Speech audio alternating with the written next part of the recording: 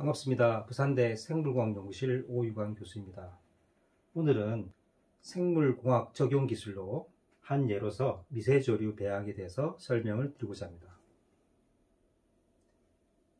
우리가 생물공학 기술을 통해서 생물 공정 기술을 개발한다고 하면 쉽게 생각하면 값싼 원료로부터 우리가 고부가치 제품을 만드는 것입니다. 이때 우리가 반응 속도를 높이기 위해서 여러 가지 촉매를 고려할 수 있는데요. 저는 미세조류와 같은 생물 촉매를 위해서 다양한 제품을 만들고자 합니다.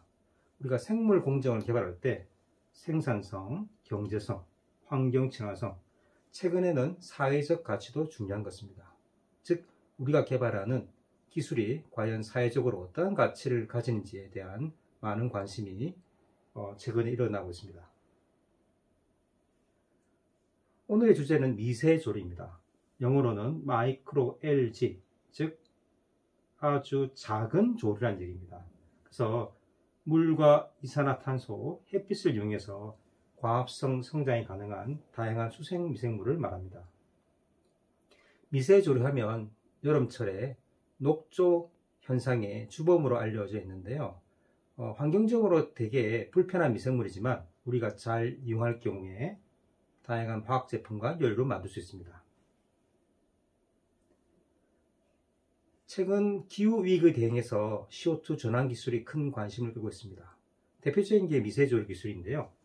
미세조류는 광합성을 할 수 있기 때문에 CO2 저감 효과에 대해서 우리가 큰 효과를 얻을 수 있고요. 건강식품 또는 기능성 식품 또는 사료, 화장품, 염료, 그리고 의약품, 비료 등 다양한 활용치를 가지고 있는데요. 사실 미세조류 기술이 큰 관심을 끄게 된 것은 석유를 대체할 수 있는 바이오 연료로 활용될 수 있기 때문입니다. 그래서 바이오 디젤 또는 우리가 항공료 같은 연료로 전환이 가능합니다. 부산대 생물과학연구실에서는 두 종류의 미세조류를 연구하고 있습니다. 첫 번째는 클로렐라입니다.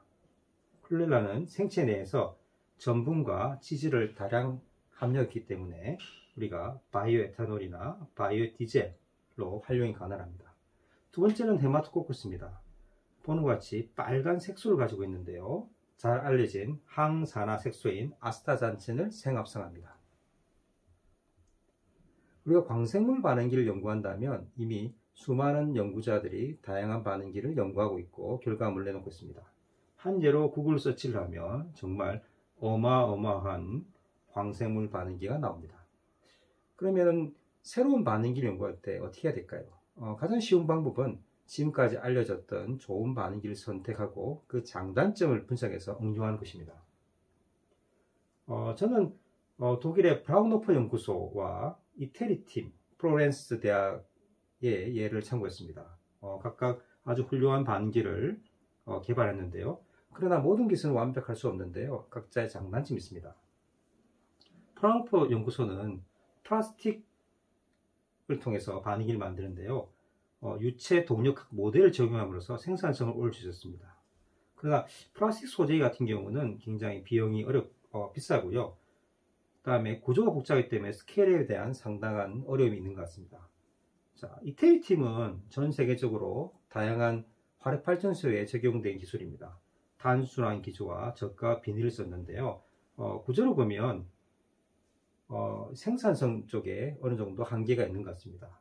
그래서 부산대학교와 한국에너지기술연구원은 공동으로 어떻게 하면 기존 기술의 한계점을 돌파할 수 있는 새로운, 즉 경제적으로 보급이 가능한 반응기 개발을 추진하게 되었습니다. 그래서 저희가 생각하는 것은 기존 기술의 장점인 저가 비닐을 만들어야 되겠고요. 대량 생산하려면 단순한 구조가 되어야 되고요. 유체가 동력한 모델을 적용하고 그리고 오염이 최소화할 수 있는 그런 반응기 설계가 되어야 되겠습니다. 가장 중요한 것은 바이오 연료 생산하려면 상당한 양의 광생물만 설치하는데요. 스케일업이 가능하냐, 또 내구성이 있느냐, 실제로 사용자 편의성이 있느냐 등등이 아주 중요한 내용이 되겠습니다. 그래서 부산대학교에서는 비닐 시트인 광생물 반응기를 만드는데요. 원리는 아주 간단합니다. 미세조류는 빛과 CO2, 물과 약간의 미네랄 영양분을 가지고 성장을 하고 산소를 배출하게 됩니다.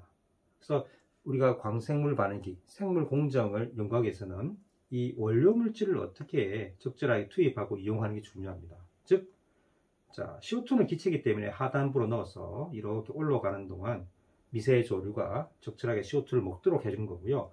미세조류가 생산한 O2는 잘 배출이 되어야 되겠습니다. 그리고 광합성이므로 빛이 중요합니다. 그래서 빛이 잘 투과가 되도록 상당히 얇은 반응기를 개발해야 되는데요. 얇은 반응기를 가지고 우리가 단위 면적당 생산성 올리면 이 반응기를 이렇게 겹겹이 수직적으로 배열해서 하는 게 중요합니다. 마치 아파트를 생각하면 되겠습니다. 아파트의 조망권을 살리면서 우리가 층수도 높일 수 있는 그런 기술들이 개발되어야 됩니다.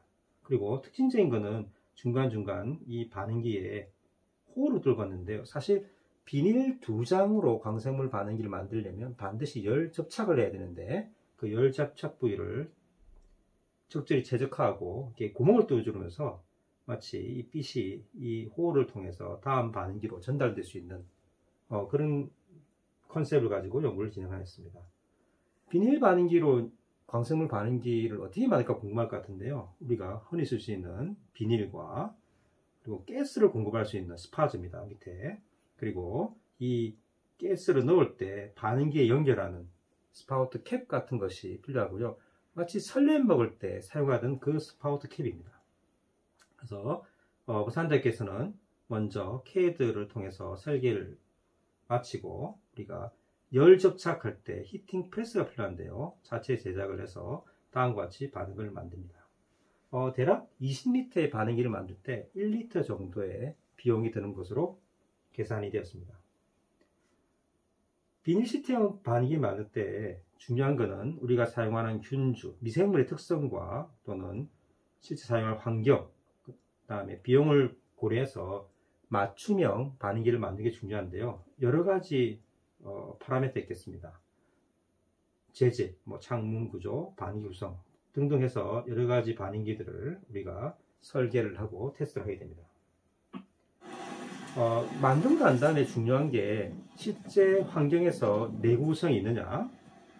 우리가 오기에 설치하게 되면 바람 불고요. 그 다음에 한여름엔 뜨겁고요. 비가 오고요.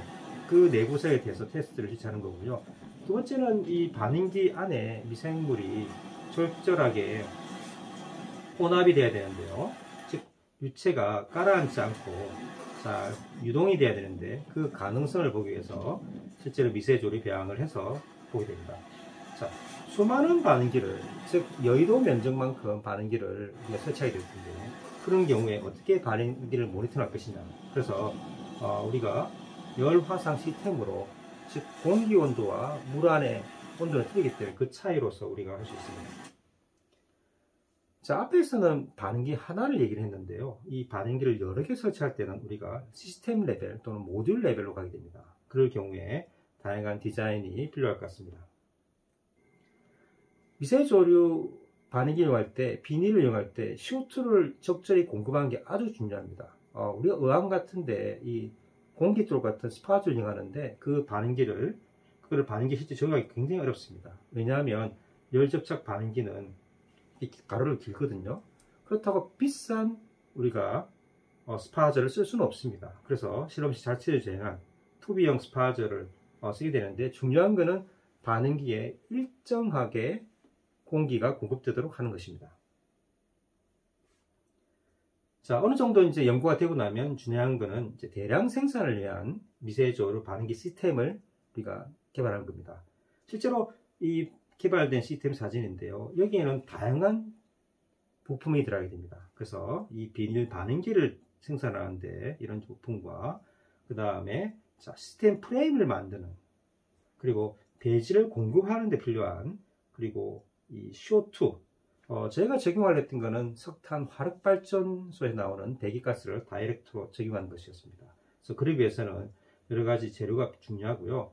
현재로서는 시중에서 구할 수 있는 범용 제품을 구하는데 단가를 줄이려면 우리가 대량 생산을 통해서 맞춤형 부품이 중요합니다. 그래서 우리가 일본이 이기려면 한국에서 소재 기술이 중요하다는데 그때 들어가는 소재 기술과 연관이 있을 것 같습니다.